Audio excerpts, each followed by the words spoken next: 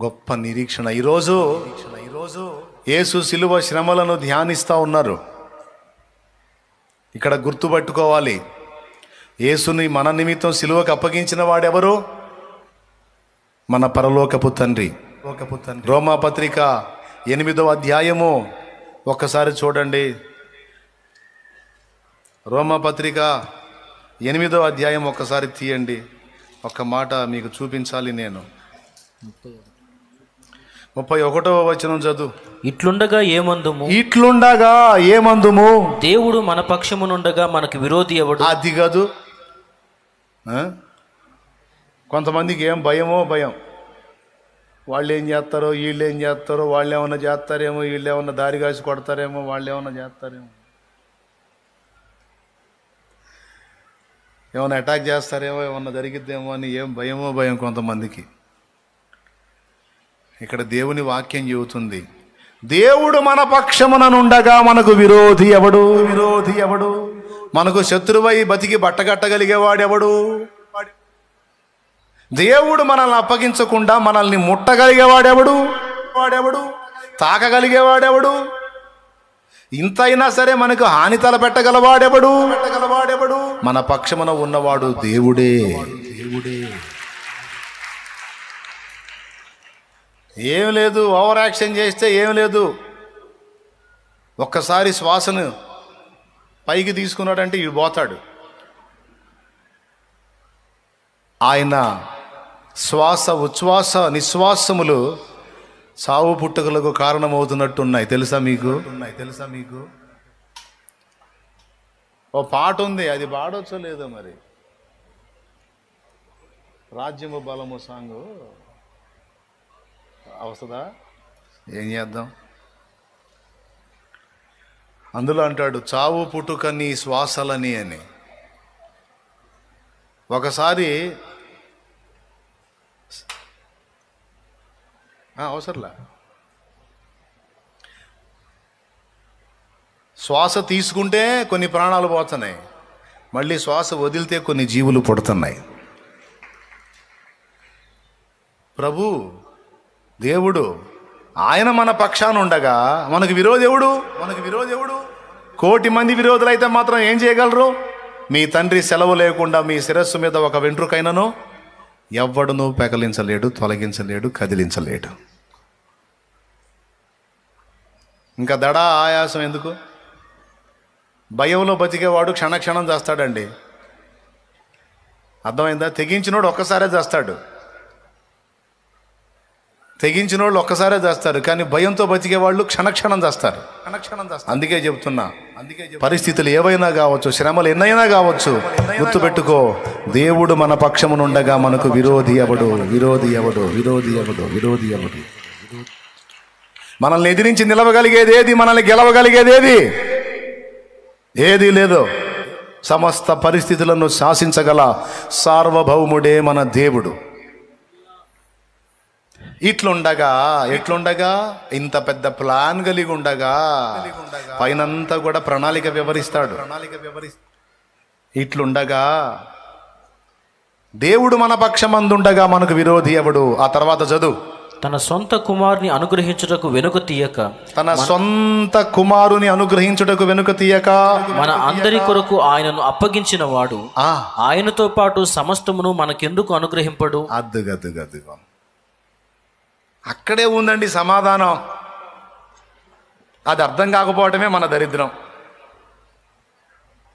అక్కడే ఉంది సమాధానం. మనకిచ్చిన యేసయ్య ఎవరు అనుకుంటున్నావు? పరలోక తండ్రి మనకిచ్చిన యేసు ఎవరు అనుకుంటున్నావు? ఓన్లీ నీ ఆత్మకు రక్షకుడే కాదండోయ్, నీకు సమస్తము తానే అయి ఉన్నవాడు.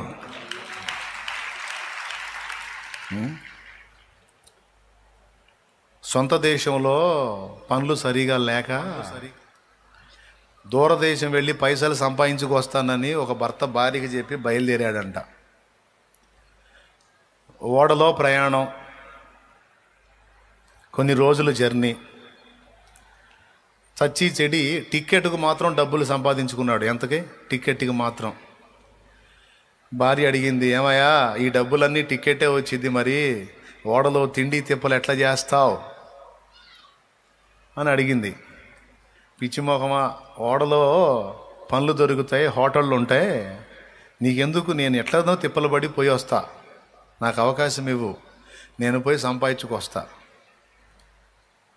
టికెట్ దొరికితే చాలు, ఓడలో ఏ పనైనా, ఊడ్చే పనైనా, కడిగే పనైనా, ఏ పనైనా చేసి తిండి తిని అక్కడికి చేరి పని చేసుకొని పైసలు తీసుకొని వస్తాను, నీకెందుకు అని ధైర్యం చెప్పి వెళ్ళాడు. టికెట్ తీసుకొని ఓడెక్కాడు. ఉన్న డబ్బులన్నీ కరెక్ట్గా టికెట్ ఖర్చు సరిపోయినాయి. ఇక ఫుడ్ కావాలి. ఓడ స్టార్ట్ అయింది, సముద్రం మీద ప్రయాణం స్టార్ట్ అయింది, కొన్ని రోజుల ప్రయాణం. ఇక ఓడలో హోటళ్ళు రకరకాలవి ఉంటాయి. పాపం పోయి అడుగుతున్నాడు, అయ్యా ఏదన్నా పని ఇప్పించండి అయ్యా, డబ్బులేం అవసరంలో అంత అన్నం పెడితే చాలు అంటున్నాడు. మాకు ఫిక్స్డ్ ఉంటారు, అదనంగా మాకు ఒక్కడు కూడా అవసరం లేదన్నారు వాళ్ళు.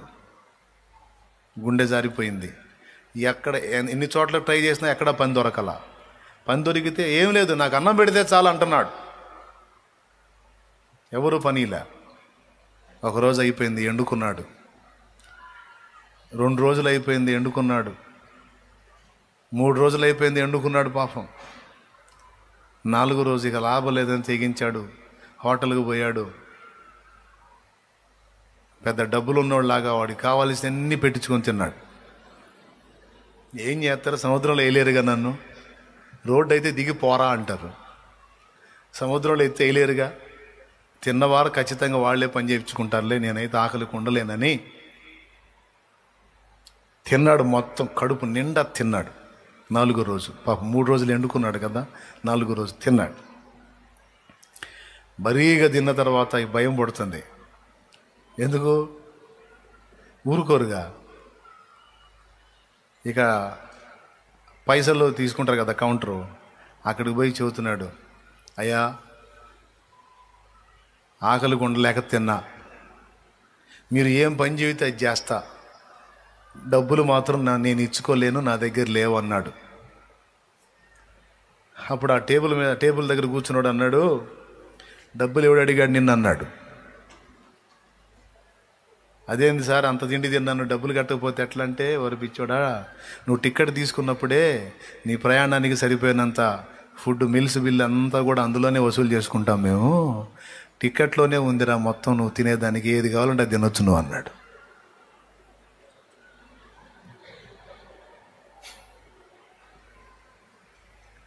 ఇప్పుడు ఆడు ముఖం ఎట్ట పెట్టుంటాడు, ఓరే నా పిచ్చి, 3 రోజులు ఎండుకున్నాను కదరా దుర్మార్గులారా, ఇంకా పోయి మళ్ళీ పడ్డాడు. పోయి ఎంత అన్నా తినో, ఇక లేదు బిల్లు, ఎందుకంటే ఇన్ని రోజుల ప్రయాణానికి సరిపడినంత ముందు ఆ టికెట్లోనే చెల్లించబడింది. అలాగే మన కోసం అనుగ్రహించబడిన దైవ కుమారుడి ద్వారానే మనకు కావలసిన సమస్తము అనుగ్రహించబడింది.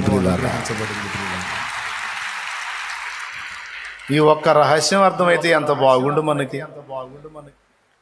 యేసయ్య ఒకనికి దొరికితే వానికి సమస్తము దొరికినట్లే.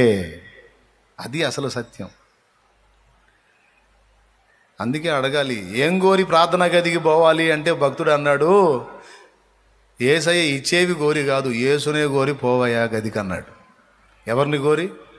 యేసునే గోరుకొని పో, ఆయన ఒక్కడుంటే చాలు. ఇట్లుండగా ఏమందుము, దేవుడు మన పక్షమందుండగా మనకు విరోధి ఎవడో, ఆయన తన సొంత కుమారుని మన నిమిత్తము అప్పగించుటకు వెనుతీయలేదే, ఆయనతో పాటు సమస్తము మనకెందుకు అనుగ్రహించడు అన్నాడు. అక్కడ కలిపి చదవాలి, ఆయనతో పాటు సమస్తం. చెప్పు, ఎవరితో పాటు? ఎవరితో పాటు? సమస్తం. అదే టికెట్లోనే సమస్తం, టికెట్లోనే సమస్తం, యేసులోనే సమస్తం. రోగానికి ఔషధం యేసే, ఆకలికి ఆహారం యేసే, మన జీవమునకు జీవమునకు ఆధారము యేసే. యేసే భయములో ధైర్యము యేసే, ధైర్యము యేసే.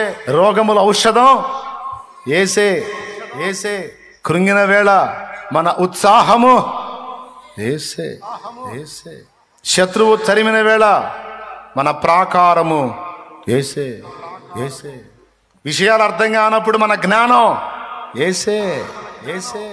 మన విమోచన, మన పరిశుద్ధత, మన నీతి ఎవరు? మనసులో చెప్పుకుంటారు ఏంది? అది మన మార్గం, సత్యం, జీవం, జయం ఒక్కడే. అందుకే యేసయ్య చుట్టే తిరగాల మన మనసు.